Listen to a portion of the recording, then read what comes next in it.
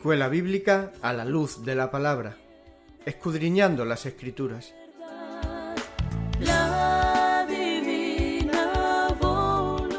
Luz a las Naciones. Canal Cristiano de Comunicación presenta A la luz de la palabra.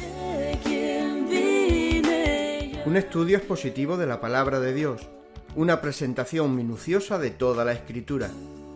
Porque es inspirada por Dios y útil para enseñar, para redarguir, para corregir, para instruir en justicia, a fin de que el hombre de Dios sea perfecto, enteramente preparado para toda buena obra.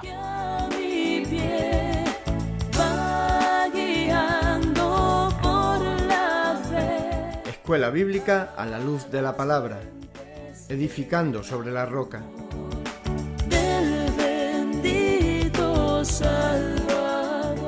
Primera carta de Pedro por Lowell Bruckner.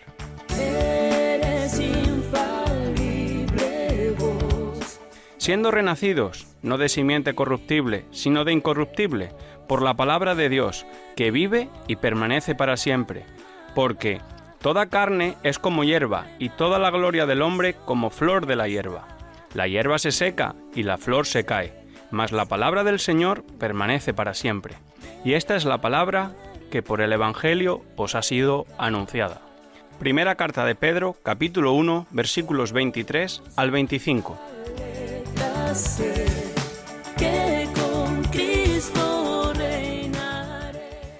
En esta época del Nuevo Testamento hay sacrificios del orden de Melquisedec, que no son físicos, sino espirituales, y tienen más significado que los que ocurrieron bajo el Antiguo Testamento. Jesús dijo que los verdaderos adoradores adorarán al Padre en espíritu y en verdad. Estos son los que pueden ofrecer sacrificios espirituales, y el Padre busca tales. El amor de Dios es la inspiración y la motivación sobre todos los sacrificios espirituales. Cristo nos dio ejemplo de ello. Según dijo Pablo a la iglesia en Éfeso, andad en amor, como también Cristo nos amó y se entregó a sí mismo por nosotros, ofrenda y sacrificio a Dios en olor fragante. Cada miembro de la iglesia es espiritual. Ese espíritu, su espíritu, es el centro de su ser y gobierna sobre su alma y su cuerpo. Él es una creación sobrenatural. Jesús es una piedra de tropiezo y una roca de escándalo para los del mundo. Ellos tienen la culpa por un estado de incredulidad, porque son desobedientes al Evangelio. El que no cree, dijo Jesús, ya ha sido condenado, porque no ha creído en el nombre del unigénito Hijo de Dios. Jesús es quien nos ha compartido este principio, pero es un principio que siempre existió y siempre existirá en Dios. La condenación es para los incrédulos. La bendición es solo para los creyentes. El versículo 9, donde estamos estudiando en 1 de Pedro, requiere un poco más de explicación, más que lo que necesita una explicación del sacerdocio, las piedras vivas, porque habla de un linaje escogido. Un linaje escogido. Pero, para ser más específico, la palabra griega es genos, de la cual se derivan las palabras genes y genealogía. El linaje procede de genes espirituales. que nos hacen pensar otra vez en la nueva creación con genes aparte de los de Adán y Eva. Vamos a considerar, vamos a leer el versículo para saber exactamente de lo que estoy hablando. Primero de Pedro 2:9. Mas vosotros sois linaje escogido, real sacerdocio, nación santa, pueblo adquirido por Dios, para que anunciéis las virtudes de aquel que os llamó de las tinieblas a su luz admirable. Vosotros sois linaje escogido, generación escogido, de la palabra genos en el griego. Juan 1:13 demuestra que esta raza no tiene que ver con algo humano. Es elegido por Dios y procede de Dios. Dice, los cuales, Juan 1:13, los cuales no son engendrados de sangre, ni de voluntad de varón, sino de Dios. Reitero que lo que he dicho antes, de que la Biblia nos hace saber cuidadosamente que lo que tiene que ver con el Evangelio es celestial y procede 100% de Dios. Muy buenas tardes, amigo oyente. Vamos entrando en cosas tan importantes. En la primera epístola del apóstol Pedro. Son cosas que me llama mucho la atención. Y lo veo como cosas tan atractivas para el cristiano. Si hemos estudiado el Antiguo Testamento, y espero que todos lo hemos hecho, estamos familiarizados con los métodos físicos de sacrificar. Entramos en el Nuevo Testamento y hay un cambio inmenso en la manera de adorar. Desde los 4 evangelios nos enseñan los deseos del corazón de Dios y cómo podemos llevarlos a cabo. Todo tiene que salir de adentro del adorador nuevo testamentario. Esto es lo que vamos enfatizando al principiar este estudio. Misteriosamente, vemos en el libro de Génesis que hay un orden de sacerdocio que se presenta en solo 4 versículos. Y estoy hablando de Génesis capítulo 14, desde versículo 17 hasta 20. Lo vamos a ver. Génesis 14. 17 hasta 20, para tener una base bíblico y completamente verdadero de lo que vamos a estar tratando. Versículo 17. Cuando volvía de la derrota de Kedorlaomer y de los reyes que con él estaban, salió, y está hablando de Abraham aquí, salió el rey de Sodoma a recibirlo al valle de Sabe, que es el valle del rey. 18. Entonces Melquisedec, rey de Salem y sacerdote del Dios Altísimo, sacó pan y vino. 19. Y le bendijo, diciendo, bendito sea Abraham, del Dios Altísimo, creador de los cielos y de la tierra. Y luego el versículo 20, el último. Y bendito sea el Dios Altísimo, que entregó tus enemigos en tu mano. Y le dio a Abraham los diezmos de todo. Estos versículos que acabamos de leer son los únicos en toda la Biblia.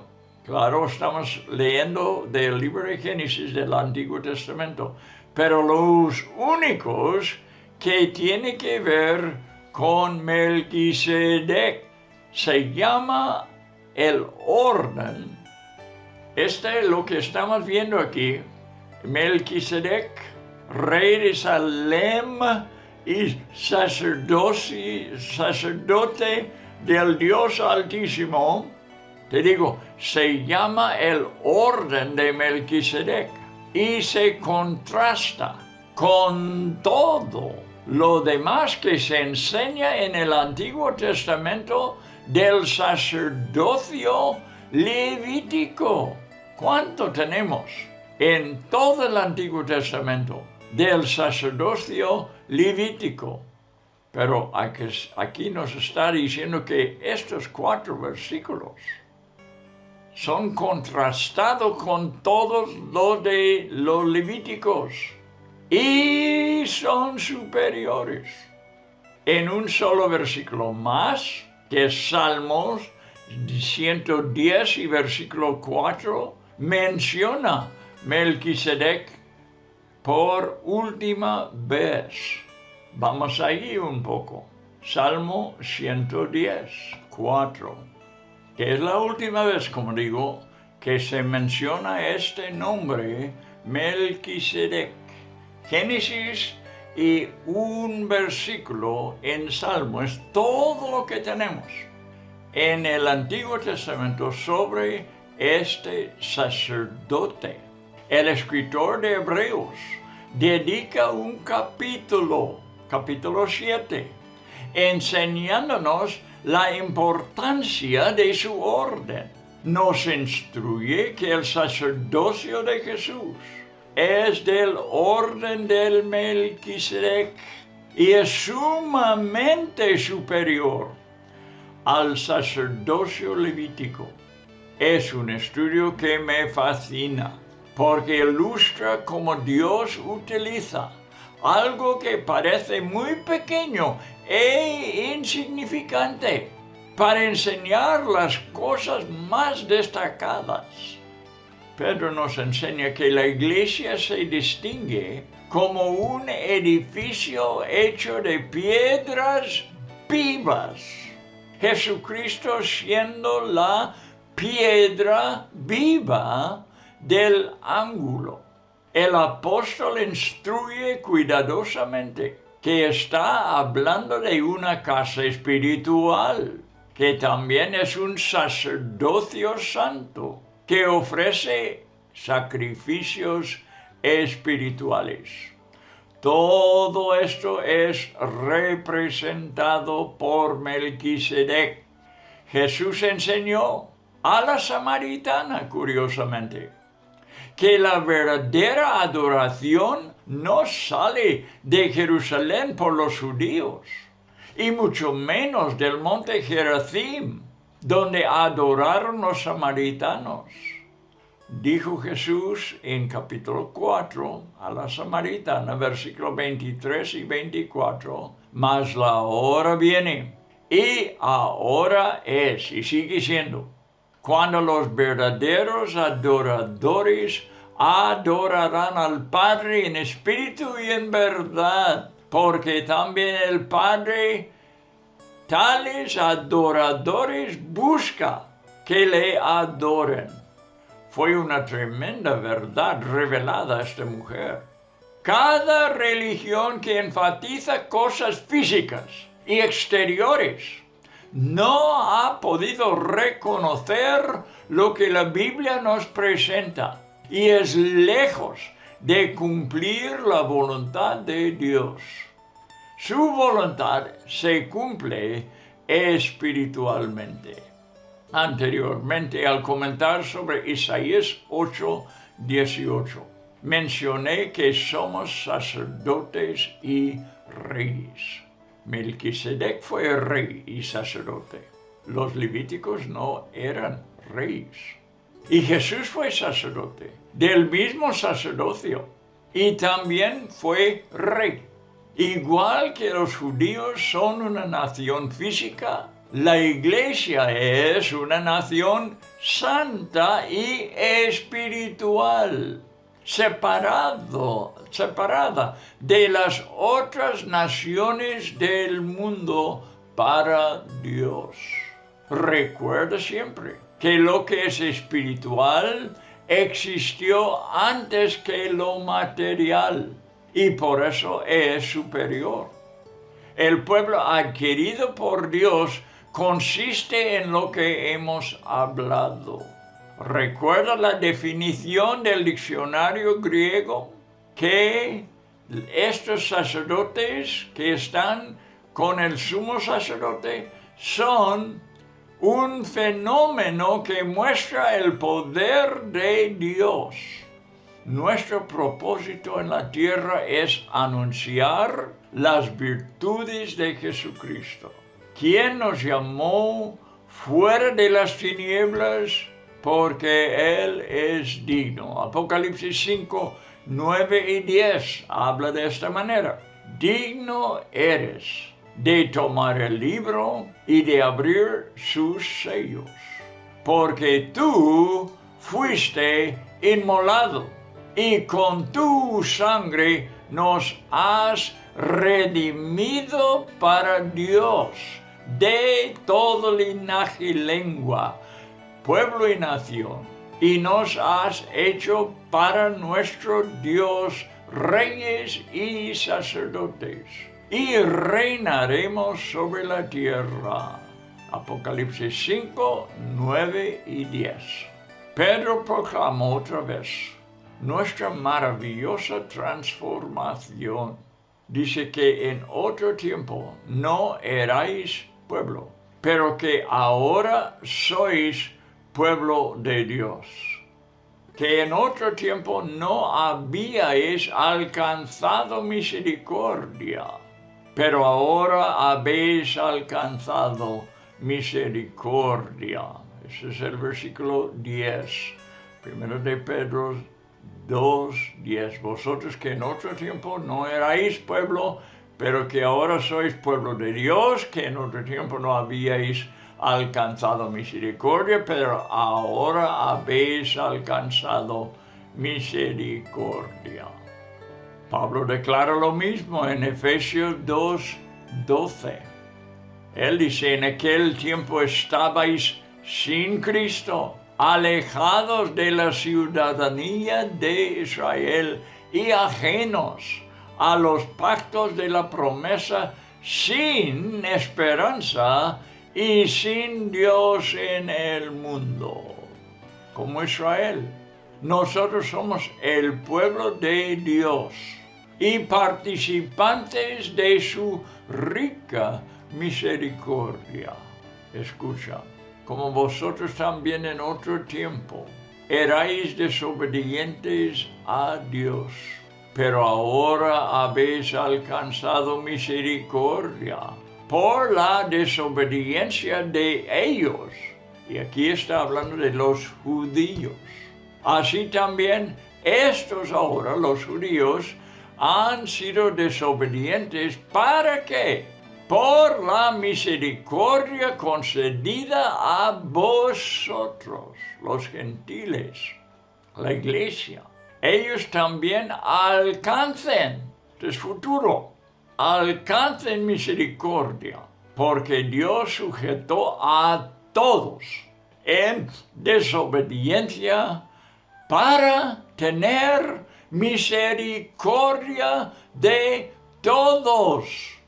La maravillosa obra que llevó al judío y al gentil a descansar bajo las alas eternas de su cuidado, es lo que hizo cantar al corazón del apóstol Pablo. Romanos 11:33. Oh, profundidad de las riquezas, de la sabiduría, de la ciencia de Dios. Cuán insondables son sus juicios y inescrutables sus caminos. Seguimos leyendo. Primero de Pedro 2:11 en adelante. Amados, yo os ruego como a extranjeros y peregrinos que os abstengáis de los deseos carnales que batallan contra el alma, manteniendo buena vuestra manera de vivir entre los gentiles, para que en lo que murmuran de vosotros, como de malhechores, glorifiquen a Dios en el día de la visitación. Quiero que marca esta expresión, el día de la visitación, al considerar vuestras buenas obras. Por causa del Señor, someteos a toda institución humana, ya sea al rey como a superior, ya a los gobernadores, como por él enviados para castigo de los malhechores y alabanza de los que hacen bien. Porque esta es la voluntad de Dios, que haciendo bien hagáis callar la ignorancia de los hombres insensatos. ¿Ves que no es por argumentos? Es por nuestra manera de vivir y portarnos que la gente es convencida, no de argumentos, dice. Así hacer callar la ignorancia de los hombres insensatos, como libres, pero no como los que tienen la libertad como pretexto para hacer lo malo, sino como siervos de Dios. Ves que la libertad tiene una responsabilidad, no nos deja libres, sueltos, para hacer lo que nos da la gana, sino es como siervos de Dios, usando la libertad correctamente. 17. Honrad a todos, amad a los hermanos, temed a Dios, honrad al rey. 18. Criados, estad sujetos con todo respeto a vuestros amos. En el día de esclavitud está escribiendo Pedro. No solamente a los buenos y afables, sino también a los difíciles de soportar. Porque esto merece aprobación, si alguno, a causa de la conciencia delante de Dios, sufre molestias padeciendo injustamente. Y el último versículo. Pues, ¿qué gloria es si pecando sois abofeteados y lo soportáis? Mas si haciendo lo bueno sufrís y lo soportáis, esto ciertamente es aprobado delante de Dios. Pedro continúa escribiendo a extranjeros y peregrinos. Versículo 11. Amados, yo os ruego como a extranjeros y peregrinos. Lo ha hecho desde el principio. Tenemos que considerarnos así, extranjeros y peregrinos en la tierra y vivir de acuerdo. Los que son leales ciudadanos del mundo están demasiado atados a sus deseos como para poder recibir consejos sobre abstenerse de ellos, como nos manda Pedro. Los cristianos tienen que defender sus almas y luchar contra sus propios deseos. Ellos no se adaptan. Viven entre gentiles que tienen otras costumbres y lenguajes y son adoradores de dioses falsos. Los nativos no entienden los caminos cristianos y, por supuesto, los critican. Pedro anima a sus lectores a vivir la vida honorable de Cristo entre ellos. Están observando constantemente a los creyentes y, al final, traerá éxito al Evangelio. El poder de la conducta cristiana se debe a la vida de Cristo en ellos. Guarda esta verdad. Si podamos nosotros vivir una conducta cristiana, se debe a la vida de Cristo en nosotros, no a nuestra propia fidelidad. Aun siendo seres humanos, Cristo expresó la voluntad divina en su oración, como nos enseña Juan 17:21. Escucha, esta es la voluntad divina. Para que todos sean uno, como tú, oh Padre, en mí y yo en ti, que también ellos sean uno en nosotros, para que el mundo crea que tú me enviaste. Lee este versículo de nuevo con mucha atención y verás la condición en los creyentes que atraerán a los incrédulos a la fe. Quizá los paganos no entenderán, pero observarán que lo que tienen frente a sus ojos son cristianos, viviendo en el Padre y el Hijo. Por eso lo voy a leer de nuevo. Juan 17:21. Escucha muy bien. Para que todos sean uno. ¿Quién está hablando? El Hijo. ¿Y a quién está orando? Al Padre. Y esta es su petición. Que todos sean uno, como tú, Padre, en mí y yo en ti. Que también ellos sean uno en nosotros, en el Padre y en el Hijo, para que el mundo crea que tú me enviaste. Esto es lo que les va a hacer creer. No con argumentos, como dije antes, sino por el comportamiento. Después, en el mismo capítulo 17 de Juan, ahora versículo 23, Jesús explica un poco más. Dice así, yo en ellos. Ya está diciendo yo en ellos. Antes decía nosotros en ellos, ¿verdad?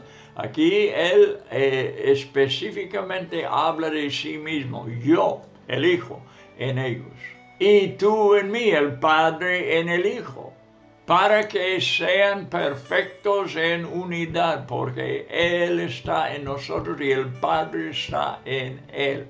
Para que el mundo conozca, otra vez, véalo, para que el mundo conozca que tú me enviaste y que los has amado a ellos, como también a mí me has amado.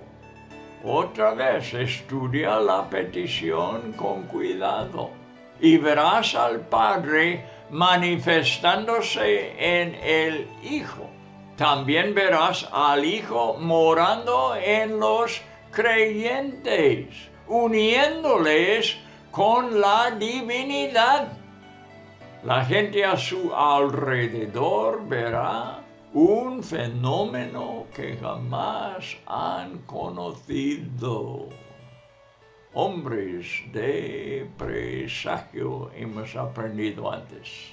Es la realidad de Cristo, el Hijo de Dios, viviendo en carne humana y sangre humanas. Este es el testimonio que el mundo tiene que ver. Y al verlo, muchos reconocerán la verdad del Evangelio y creerán. Por esto, ¿ves? Este es más que argumentos.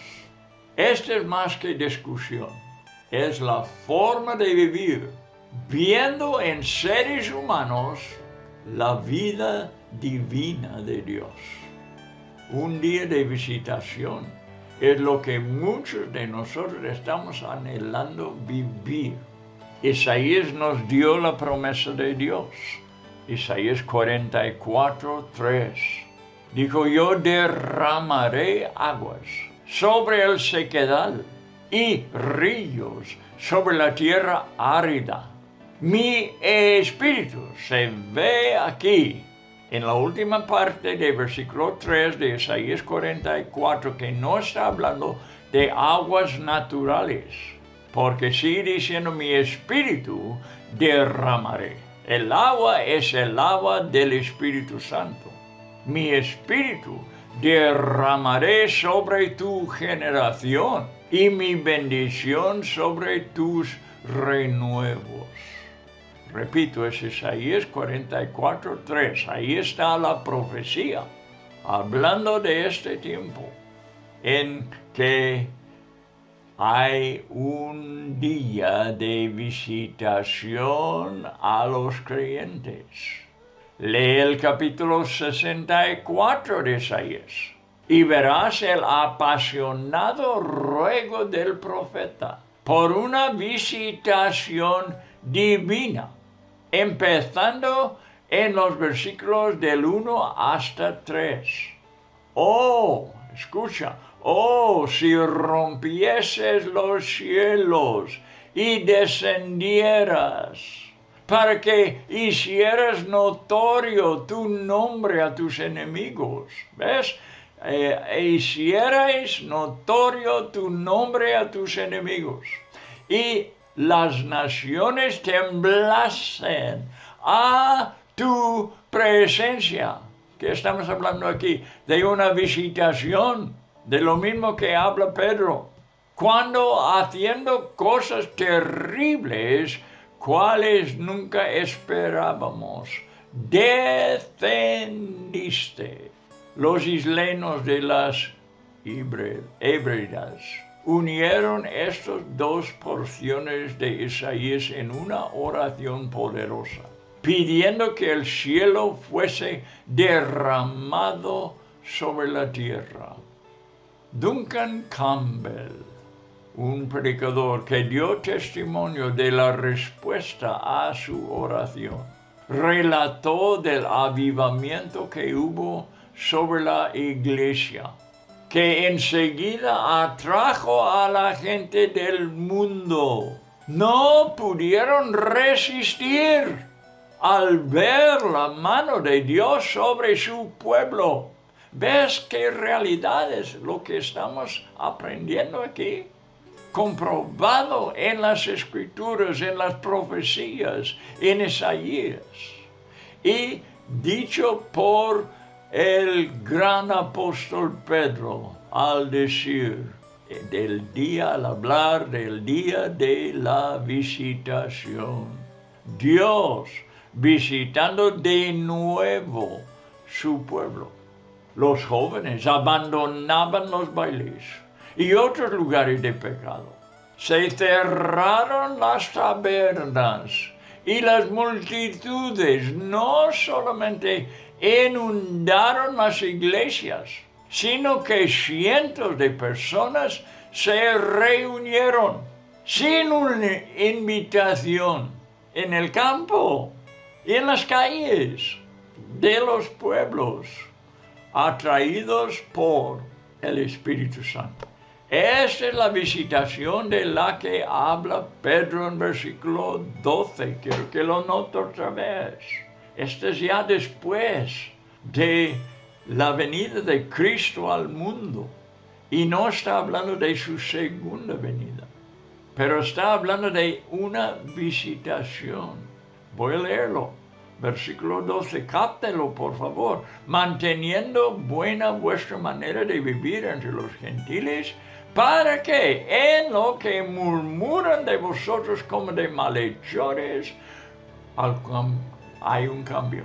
Glorifican a Dios en el día de la visitación al considerar vuestras buenas obras. Repito, no estamos hablando de los 33 años cuando Jesús visitó a la tierra, cuando Dios vino y se encarnó y hizo su ministerio sanando a los enfermos, levantando a los muertos, echando fuera demonios y después fue crucificado y se levantó de los muertos y ascendió otra vez al Padre. Esta fue una visitación. Él tabernaculizó entre nosotros, pero no está hablando de esto. Véalo. Es un día futuro, dice que cuando nuestros hechos tendrán resultado, porque Dios va a visitar al mundo incrédulo. Esta es la visitación de la que habla Pedro. Lo predicó cuando Dios se movió fuertemente sobre Jerusalén después del día de Pentecostés. Este fue escrito después, cuando 3,000 personas fueron convertidas y poco después 5,000 más. En Hechos 3:19, Pedro habló de que vengan de la presencia del Señor tiempos de refrigerio. Ya después de Pentecostés, ya después de la primera venida del Señor, que vengan, dice, de la presencia del Señor, tiempos de refrigerio. El cristiano tiene derecho de orar en nuestros días, que Dios nos visita otra vez y manda tiempos de refrigerio sobre la iglesia en nuestros días. Avívanos, Señor. Pedro llamó a la iglesia a dar testimonio público también, sometiéndose a la autoridad humana. Dijo, versículos 13 hasta 15, por causa del Señor someteos a toda institución humana, ya sea al rey, ya a los gobernadores. De esta manera, haciendo bien, hagáis callar la ignorancia de los hombres insensatos. Esta es la manera que va a callar la ignorancia. Pablo enseñó lo mismo en Romanos 13, cuando Roma fue la autoridad superior de aquel tiempo. El comentarista Warren Wiersbe dijo, Dios ha establecido 3 instituciones. 1, el hogar. 2, el gobierno. Y 3, la iglesia. En general, el gobierno es una autoridad necesaria en la sociedad. La otra alternativa es la anarquía. Sin embargo, quisiera aclarar que Dios no exigirá que su pueblo obedezca a un gobierno por encima de su propia palabra, la palabra de Él, comprometiendo principios cristianos. Esto no se hace. De todos modos, mira cómo Jeremías se ganó el respeto de Nabucodonosor, el emperador en su día, y el imperio babilónico. También José recibió alto honor en la corte de Faraón, y también Daniel, en ambos Babilonia y Persia, por su obediencia y por su fidelidad. Estos hombres fueron usados en el gobierno que existía en sus días. Hemos visto también que los gobiernos se han opuesto grandemente contra el cristianismo de vez en cuando, y han torturado y matado a cristianos a lo largo de toda la historia. Pilato es el mejor ejemplo, que fue culpable de condenar a Cristo, pero la misma ley que le condenó, la ley romana, también encarceló a Barrabás, ¿no es cierto?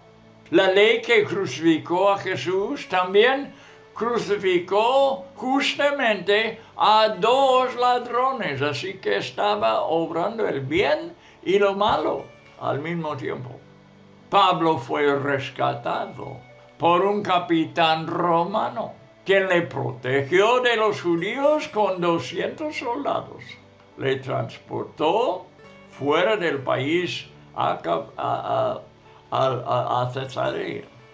Mientras caminemos por este mundo, encontraremos muchas cosas que Dios quiso que fueran para el bien de la humanidad, pero son mal utilizados y se levantan contra Él. Pedro en el versículo 16, por ejemplo, menciona la voluntad de Dios en cuanto a la libertad del hombre. Dios quiere que el ser humano sea libre, versículo 16, como libres. Pero el hombre puede mal utilizar esa libertad, lo está diciendo aquí Pedro, pero no como los que tienen la libertad como pretexto para hacer lo malo, sino como siervos de Dios. Un cristiano debe respetar a cada ser humano por una razón. A.W. Tozer dijo que cada uno es digno de respeto, cada ser humano, sencillamente porque fue creado a la imagen de Dios. No importa cuán lejos llegue en su pecado y se aleje de Dios, no pierde el hecho de que lleva su semejanza. No es un animal, sino un miembro de la más alta creación de Dios. Su estilo de vida y sus hechos no lo pueden borrar. El vínculo de la hermandad en la familia de Dios es el amor. Y no es un amor común, como el que existe entre las familias terrenales. El amor de Dios es único y perfecto. El mismo amor que reina en la deidad y que siempre ha reinado desde el amanecer del tiempo. Es la más alta forma de motivación en el caminar cristiano, atrayendo al creyente a la obediencia a Dios y gobernando sobre su relación con otros creyentes. Es un don y privilegio que enriquece nuestros años sobre la tierra por encima de cualquier cosa vivida por el Hijo común de Adán. Vea versículo 17. Honrad a todos, amad a los hermanos, temed a Dios, honrad al Rey. Menciono especialmente el amor, el amor entre los hermanos, como la motivación que reina sobre los cristianos. También menciona este versículo el temor de Dios, ¿verdad? Que no es contrario a su amor. El temor de Dios y el amor entre los hermanos sale de la misma fuente. El temor de Dios nos protege de muchas trampas mientras caminamos en el mundo. Y empezando de este versículo 17, Pedro da una lista de autoridades que debemos honrar. Primeramente, el honor debido a un rey humano.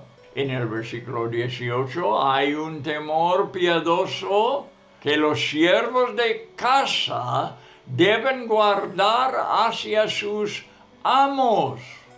Existía la esclavitud de aquellos días, pero aún el cristianismo pudo existir en el mismo tiempo, habiendo cristianos esclavos y aún a veces amos que les poseían.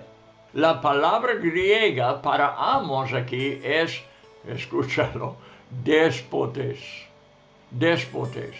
Y en la siguiente frase, Pedro dice que ellos pueden ser difíciles o afables a veces. Puede ser de uno o del otro, de todos modos hay que honrarles. La virtud cristiana es la que tiene que manifestarse en este asunto y no las características humanas.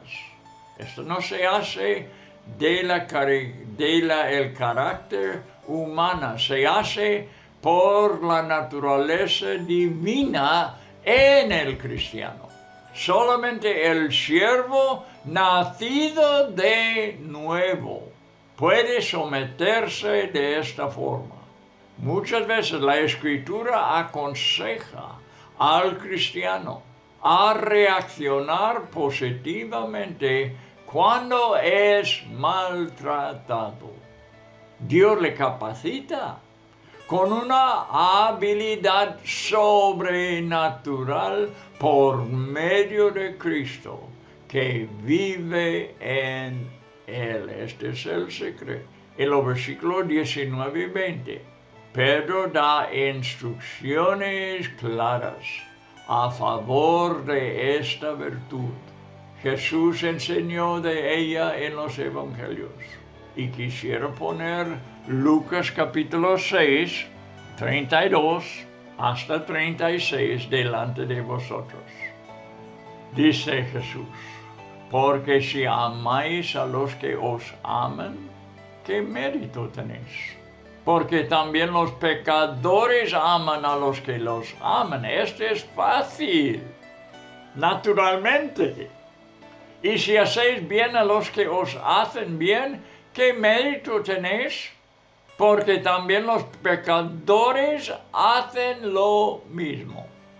Y si prestáis a aquellos de quienes esperáis recibir, ¿qué mérito tenéis? Porque también los pecadores prestan a los pecadores para recibir otro tanto. Amad pues, aquí está la instrucción de Cristo, que es algo imposible, te digo, algo sobrenatural. Y es porque Cristo vive en uno. La vida divina manifestándose en carne humana. Al decir Jesús: amad pues a vuestros enemigos y haced bien y prestad, no esperando de ello nada, y será vuestro galardón grande, y seréis hijos del Altísimo, porque Él es benigno. ¿Ves? Hijos del Altísimo, nacidos de Dios, es una manifestación, porque Él, el Padre, es benigno para con los ingratos y malos. Sed pues misericordiosos, como también vuestro Padre es misericordioso. Por la naturaleza del Padre, viviendo en los que han nacido de nuevo. Con este pensamiento vamos a dejar el estudio de hoy, que creo que ha sido un estudio de mucha calidad. Bueno, de algo que este mundo no puede darte. Estamos hablando aquí de cosas celestiales, de cosas sobrenaturales, de cosas espirituales, que es lo que la iglesia ofrece, sacrificios espirituales, de lo que hemos aprendido ahora. De eso está hablando Pedro. Bueno, espero que hemos aprovechado. Te digo, estas instrucciones de Pedro son de un valor más allá de la plata y el oro, más allá de lo que este mundo ofrece. Estas cosas, ya he dicho, vienen del cielo, son celestiales, son espirituales, son sobrenaturales. Vamos a tomarlo, pero son para nosotros, que lo vivamos esta vida sobrenatural aquí en la tierra delante de los hombres. Esta es la instrucción de Pedro. Vamos a recibir estas bendiciones de parte de Dios, porque por medio de estas cosas creerán los incrédulos, viendo la naturaleza divina en el ser humano. Con eso terminamos la lección de hoy. Hasta pronto, estaremos otra vez aprendiendo riquezas espirituales. Hasta entonces.